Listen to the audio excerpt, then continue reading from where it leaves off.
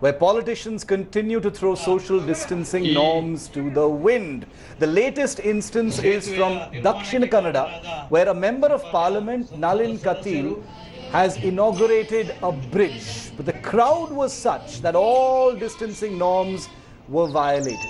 You can see these images on your screen of how many people had gathered for this bridge inauguration in Dakshin Kannada district. Many of the participants are not even wearing masks.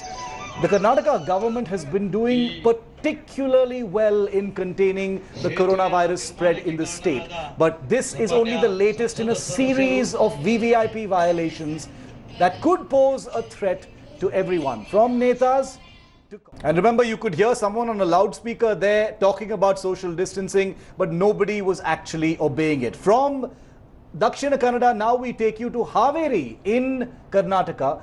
From Dakshin Kannada, this is where you're going to see these images. This mad rush of this large crowd of people for a religious fair of the Brahmalingeshwara temple. Take a look at this crowd. No social distancing. That's a myth over here. And no masks anywhere visible in these images. The police had earlier told the temple administration and villagers not to go ahead with this particular fair. So the local authorities did their job. They tried to stop it. They had promised, the temple authorities had promised that they will not celebrate the fair. But then hundreds of villagers gathered, and the police meanwhile have registered a case under the Epidemic Act against the violators.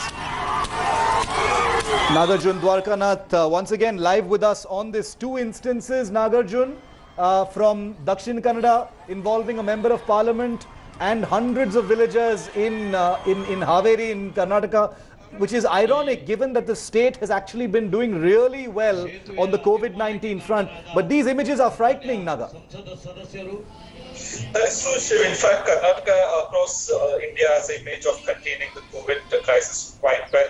But Karnataka is also known for the number of instances of the COVIDians coming out, mostly politicians, starting from the birthday celebrations to health minister celebrating his grand welcome in Chitradurga. Now we have two such instances. One is the BJP state president and MP of Dakshin Kannada inaugurating a bridge with 300-400 people behind him.